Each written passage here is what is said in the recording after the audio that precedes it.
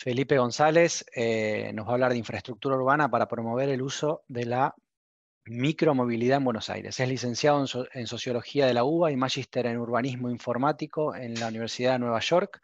Se especializa en temas de movilidad y grandes datos. Actualmente trabaja como cientista de datos urbanos en Urbanism con modelos de simulación para usos del suelo.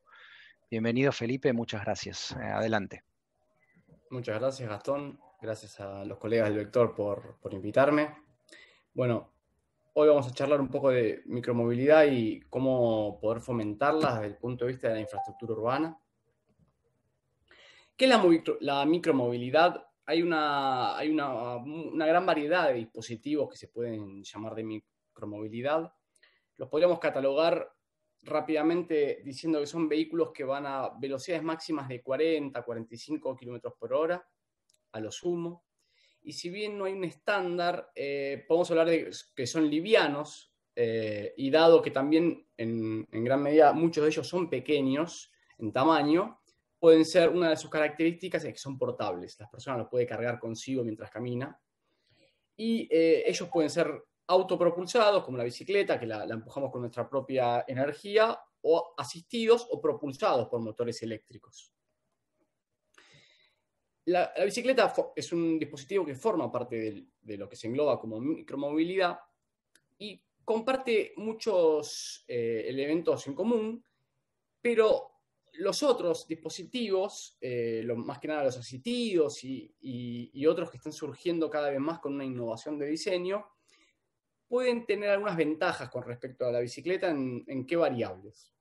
Fundamentalmente que el cansancio físico a la hora de transportarse es menor, ¿no? Para vencer la fricción del espacio, estos dispositivos ofrecen una mayor ventaja en ese sentido. La transpiración, que normalmente en los artículos que se cita como uno de los problemas a la hora de adoptar la bicicleta, es que uno llega al trabajo transpirado y tiene que cambiarse la vestimenta, etc. No sería el caso en estos dispositivos. Esto hace que las distancias que yo puedo recorrer en un dispositivo de micromovilidad asistido o eléctrico sea mayor que la bicicleta. Esto depende también del entrenamiento, de las ganas, la predisposición, pero en general estos dispositivos favorecen distancias más largas.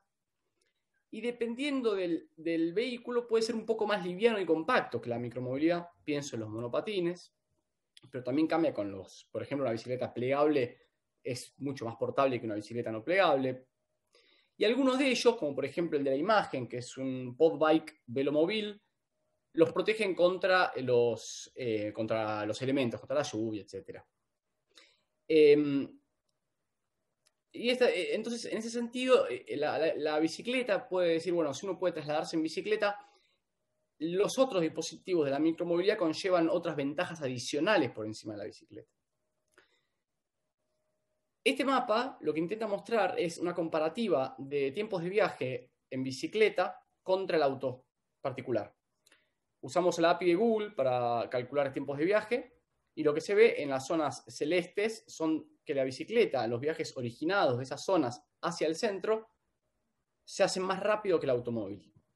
Nótese cómo, al menos de lo visual, la red de ciclovías influencia mucho en ese tiempo de viaje, ¿sí? Entonces, esto, como línea de base, cualquier dispositivo de micromovilidad podría igualar o mejorar estos tiempos de viaje.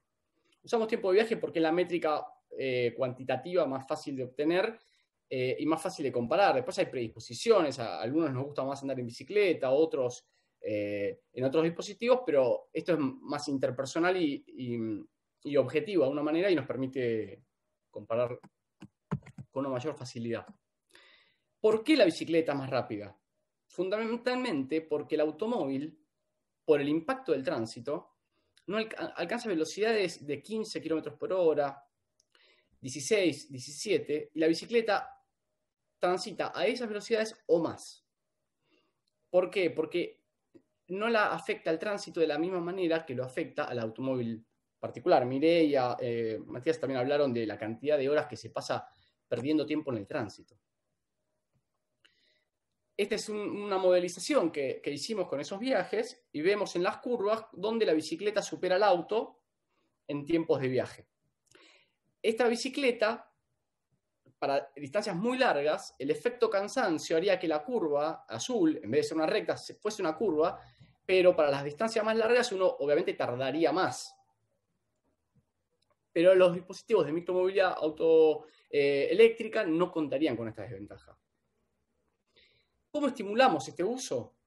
Bueno, el efecto de demanda inducida, es decir, cuando uno construye infraestructura, más usuarios se vuelcan al uso de ese modo, se registra como verdadero también para los fenómenos de la micromovilidad.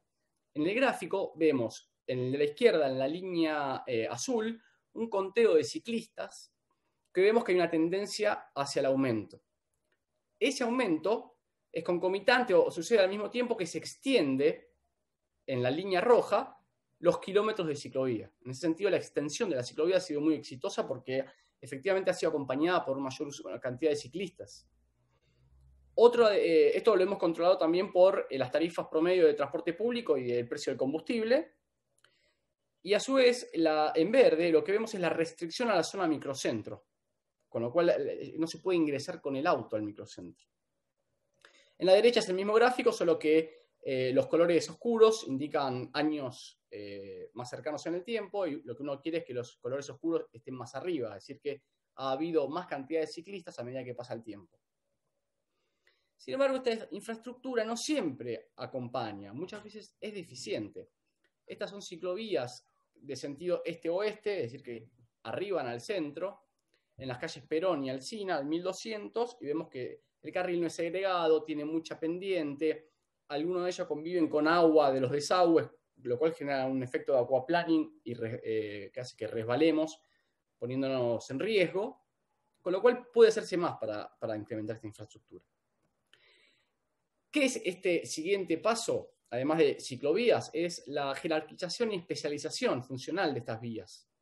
Es decir, que no todo el mundo use cualquier calle para lo mismo, compartiendo colectivos, autos, bicicletas, scooters y otros dispositivos que vendrán más adelante, cuyo diseño se innovarán. Y básicamente este ordenamiento, jerarquización, puede basarse en la masa o el peso del vehículo, su velocidad a la que transita, la capacidad corredor, que es la capacidad que tiene para procesar gente sin generar tránsito, y obviamente el impacto ambiental, ¿no? Entonces, esta asignación de prioridades o carriles exclusivos a los modos puede hacerse de acuerdo a estos criterios, ¿no? A cuál quiere uno incentivar y que la gente empiece a usar. Entonces podemos pensar que las vías troncales o principales avenidas, digamos, pueden albergar vehículos de gran porte y de altas velocidades, carriles exclusivos para colectivos, tranvías, metrobuses, etc. Y ahí pueden compartir los vehículos privados, automóviles particulares, mientras que las vías locales o intermedias, que se llaman de esta manera, o de convivencia, puedan favorecer al uso de ciclistas y peatones. Este es el esquema donde básicamente podemos ver las avenidas circundantes se dedican a los vehículos tradicionales, de automóvil particular y de tránsito de automóvil de colectivos, etc. Y las calles intermedias internas obtengan diseños que favorezcan el uso de bicicletas o cualquier dispositivo de micromovilidad y peatones. Esta es la lógica detrás de lo que Matías comentaba de las supermanzanas en Barcelona.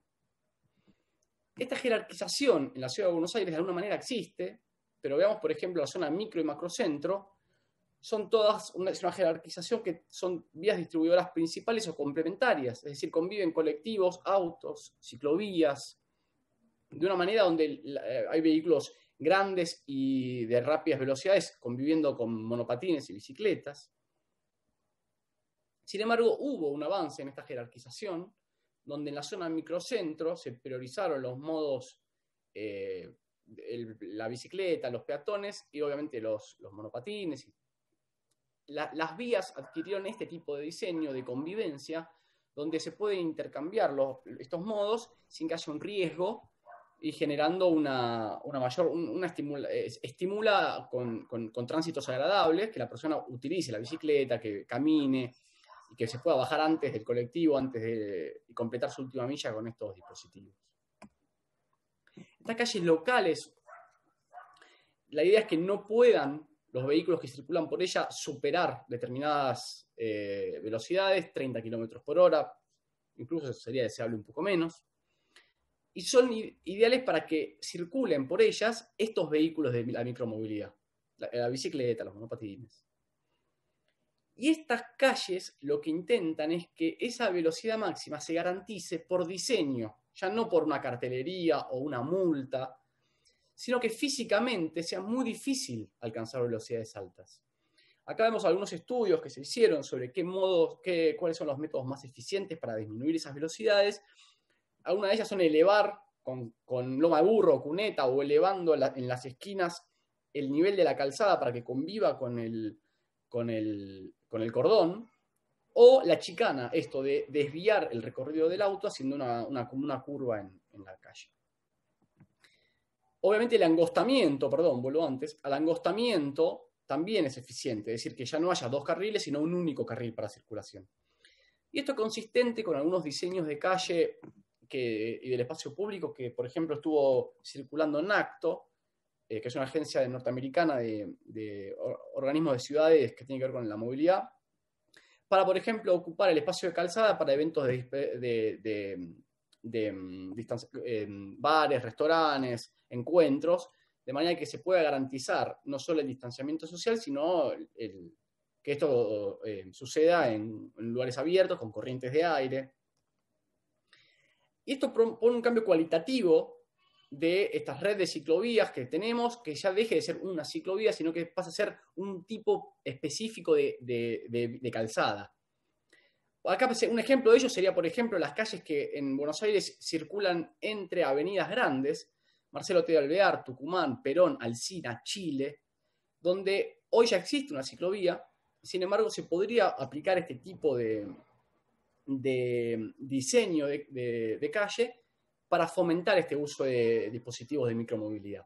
Esta zona, a su vez, como vemos, se engloba, está bordeada por las calles, por las estaciones de ferrocarril, al norte las líneas que confluyen en Retiro, al oeste la línea Sarmiento y al sur la estación Constitución, donde está el ferrocarril Roca, con lo cual las personas que recorren largas distancias pueden llegar por ferrocarril y su última milla, es decir, su desplazamiento final dentro de esta zona, microcentro y macrocentro, puede hacerse utilizando dispositivos multimodales.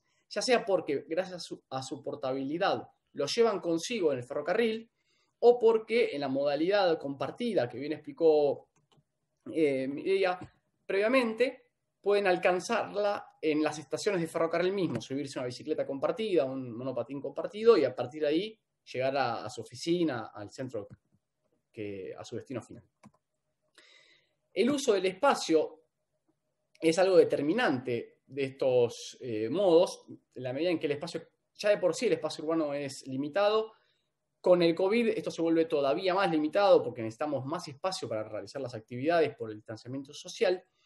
Y la restricción principal que alcanza el automóvil particular no es solo de circulación, sino de estacionamiento.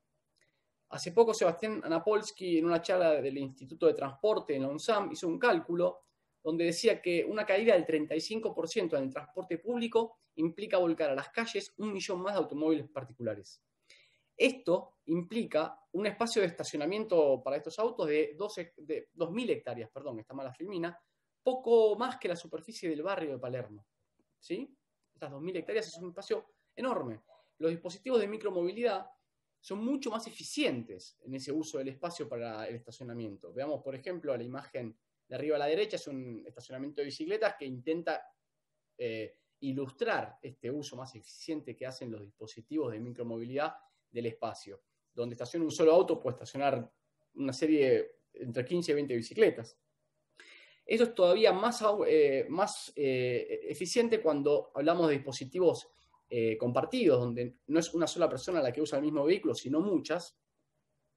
Y si bien esto se aplica a autos particulares en la Ciudad de Buenos Aires, compañías como Auto, Mikigo, etc., en la micromovilidad es todavía más adaptado.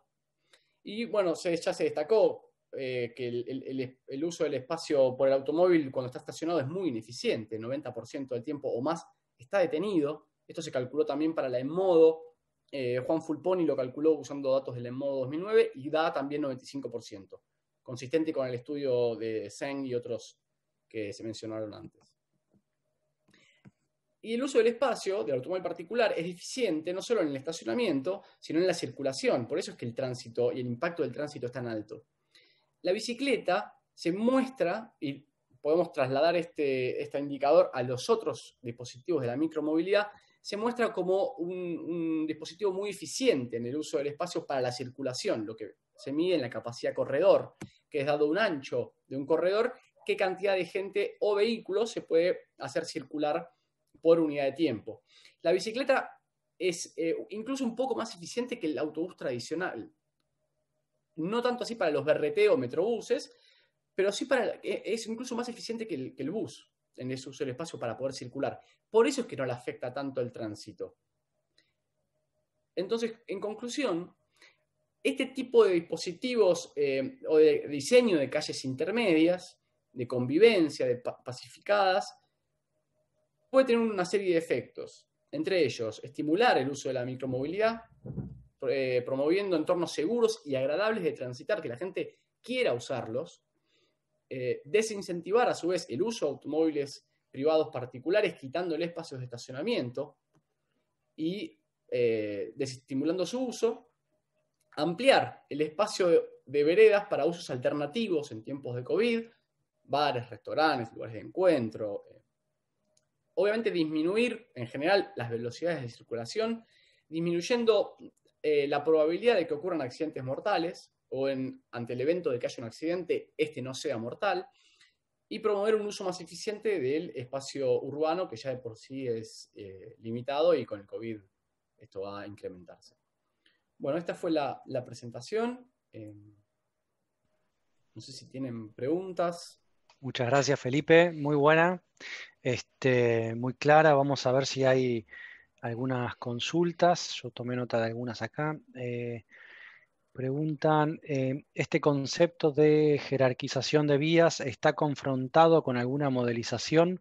Porque si el criterio es solo masa y capacidad de transporte, quizás sea contraproducente. ¿En qué sentido sería contraproducente? ¿A qué otros modos? Es decir, que podría hacer circular menor capacidad. No entiendo en qué sentido sería la contraproducencia.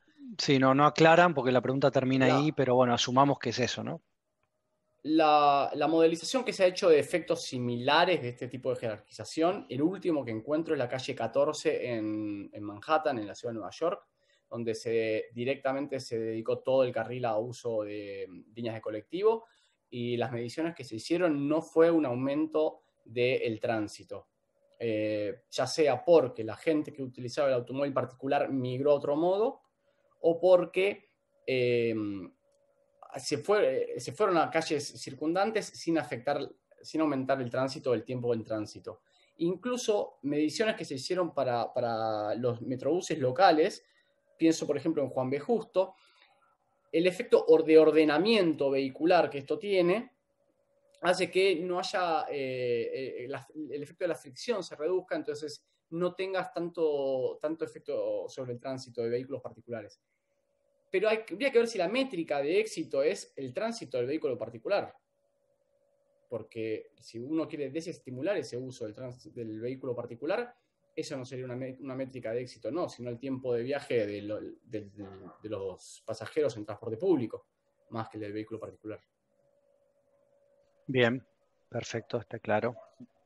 Vamos con la siguiente, sería, ¿cuál sería la regulación recomendada para la convivencia de espacios de micromovilidad, peatones y otros vehículos, transporte, autos particulares? Bueno, creo que más que un marco regulatorio formal, que siempre es necesario, creo que el impacto del diseño es mucho más efectivo. Esos estudios que yo citaba decían que a velocidades bajas la convivencia se garantiza con mayor facilidad. Y esas velocidades bajas se logran más por estímulos del espacio, de cómo está configurado el espacio, que por la existencia de alguna señalética o multa y el efecto fiscalizador de algún agente de tránsito. Es decir, que si las calles están diseñadas de un modo tal que ya sea porque los carriles son angostos, porque hay obstáculos para el automóvil, pero no para las personas o los vehículos de micromovilidad, ese efecto se lograría de una manera mucho más efectiva que vía una regulación. Bien, ok. Hay una más que, bueno, que habla justamente también de la jerarquización por segregación geográfica de las personas, es decir, hace referencia a eh, la función de de la jerarquización en las áreas, digamos, lejanas a donde se puede aplicar, digamos, la micromovilidad para la última milla. O sea, puntualmente el ejemplo es, no hay propuestas para todos aquellos que deben hacer muchas millas antes, es decir, venir por ahí del ámbito metropolitano, a diferencia de la persona que por ahí vive ya en el centro de la capital y tiene que recorrer menos kilómetros, ¿no? Un poco la idea sería esa, ¿no? O sea, cuáles son, digamos, cuál sería el estudio del efecto en las zonas que se aplica micromovilidad fuera de la capital. Bueno, un poco hablamos de que los dispositivos de micromovilidad claramente no sirven para hacer enormes distancias. Para las distancias más largas sigue siendo siempre conveniente el transporte guiado ferroviario, siendo el más eficiente. Sin embargo, la jerarquización puede valer también para carriles exclusivos, para el uso de transporte público, por ejemplo, para los buses tradicionales. Hoy en las avenidas del conurbano llegando a la ciudad, pienso, por ejemplo, en el corredor sur, en la avenida Pavón, no tiene una segregación para los autobuses y cuando podría tenerla como carril exclusivo, de manera que podría llevar incluso vehículos articulados, biarticulados, aumentando la capacidad de transporte por la unidad. Y pienso en el corredor norte, allí donde puede haber algún corredor de carril exclusivo o metrobús. Entonces, la segregación no solamente es a favor de la micromovilidad. Ahora, con dispositivos de micromovilidad asistidos o eléctricos, la verdad es que incluso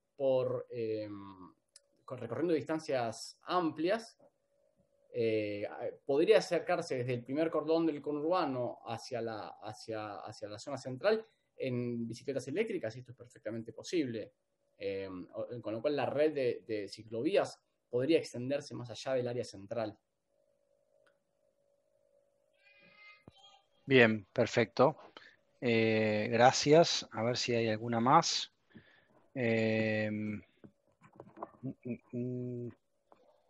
No, algún comentario. Dicen, lo de la calle 14 es una particularidad de Manhattan, donde hay sistemas muy desarrollados de subterráneo, pero en Cava, donde el auto suple una falencia de transporte masivo de tren y subterráneo para transporte suburbano, quizás la implementación de todas esas mejoras no incluye a estas personas en el AMBA, haciendo, bueno, referencia un poco a lo mismo que mencionábamos antes. Está claro que acá lo que hay que pensar es una complementariedad entre ambas cosas, ¿no? Como bien Sin duda, decías, pero si uno toma las encuestas de movilidad, solamente 3 de cada 10 viajes se hacen en automóvil particular. Sin embargo, la asignación de espacio no sigue ese uso. Entonces, eso también es relativo. La mayoría de las personas se trasladan en transporte público o caminando. bien, después preguntan, ¿el desarrollo de anillos urbanos y alejamiento de Cava debería ayudar a la movilidad? No sé a qué se entiende por anillos urbanos, a menos que hable de subcentralidades. Sí, En ese caso, entiendo, sí. circunferenciales, entiendo, ¿no? Sí, si hay subcentralidades, obviamente uno no tiene que viajar largas distancias. Entonces, esta idea de que, bueno, yo vengo desde muy, muy lejos del conurbano, no puedo hacerlo todo en bicicleta. Si uno tiene un subcentro de manera cercano a su domicilio, sus actividades las realiza en un ámbito mucho más cercano, con lo cual favorece, obviamente, el uso de la multimovilidad. La alcaldesa de París tiene un entendimiento en ese sentido, donde dice que son ciudades de 15 minutos, le dice, donde la mayoría de las actividades que uno realiza pueden estar a 15 minutos caminando de los domicilios, con lo cual es dialogar muy bien la política de uso del suelo con la política de movilidad, donde obviamente, ¿no?, los planes de movilidad no deberían estar separados de los planes de desarrollo territorial. Entonces, en ese sentido, obviamente, al reducir la distancia de los viajes, favorece los dispositivos de micromovilidad que son óptimos para distancias cortas. Bien, perfecto. Bueno, para cerrar te hago yo una última pregunta, es cómo lo ves en el mediano plazo, ¿no? Esto de alcanzar un equilibrio entre el transporte público, auto particular y micromovilidad. Digamos, si bien la micromovilidad ya había llegado antes del COVID, por ahí no había explotado, el uso de la bicicleta estaba limitado también por el tema de la falta de ciclovías, el uso de los monopatines también por un tema de seguridad vial. Eh, ¿Cómo ves, asumiendo que podría llegar a haber algunas medidas de ordenamiento en el corto plazo, esta convivencia entre estos modelos, entre estos modos de transporte? Bueno, en ese sentido fue muy interesante la distinción que hizo Matías entre cambios elásticos y estructurales. Hoy estos son cambios que se ven como quizás elásticos, que el día de mañana pueden retrotraerse para atrás, lo que es avanzar sobre la calzada para que se use como peatonal o incluso cerrar calles, como se hizo, por ejemplo, en la calle Chacabuco en San Telmo. Ciertas medidas, como producto de este contexto particular de carácter experimental, se muestran exitosas, el día de mañana pueden devenir en estructurales y permanentes. Ojalá que así sea, ahí uno mezcla un poco el deseo individual de cada uno más que el análisis objetivo. Pero ciertamente el uso de la bicicleta en Buenos Aires viene creciendo previamente al COVID, probablemente esto no haga más que reforzar esa tendencia, siempre y cuando obviamente se acompañe con una infraestructura acorde. Y de todos modos creo que el transporte público masivo, por lo que vimos un poco antes, de capacidad de corredor, etcétera, es el único que puede transportar grandes cantidades de personas por distancias amplias. La verdad es que el uso del ferrocarril y de los buses y del subte no va a mermar, o en caso de que merme va a ser un problema en la medida en que el sustituto sea el automóvil particular por el uso del espacio que venimos hablando. Y la bicicleta puede ayudar a alivianar esta carga en los picos, etcétera, adoptando, no todos los viajes tienen que hacerse en bicicleta o en micromovilidad. Ya con que haya un reparto modal del orden del 20% es un alivio enorme, tanto para el automóvil particular como para el transporte público. Con lo cual la bicicleta y la micromovilidad puede jugar ese rol, ¿no? De hacer 1 de cada 5 viajes con que se hagan en ese modo es más que suficiente. Más pensando en si uno no tiene que andar con su bicicleta todo el tiempo arriba o con su dispositivo, puede alquilarlo o usarlo circunstancial, una ecobici o una bicicleta compartida, para hacer uno de los tramos. Por ejemplo, la vuelta del trabajo. Yo que voy, pero voy porque me tomo el subte, me tomo el tren, pero la vuelta la puedo hacer en bicicleta. Esas cosas que se pueden incorporar y alivianar hoy los modos que van a ser los que siempre van a guiar la movilidad de las ciudades, el ferrocarril, el subte, puede ser que a partir del COVID revistan un carácter más estructural de ese cambio. ¿Sí? Perfecto, Felipe, muchas gracias.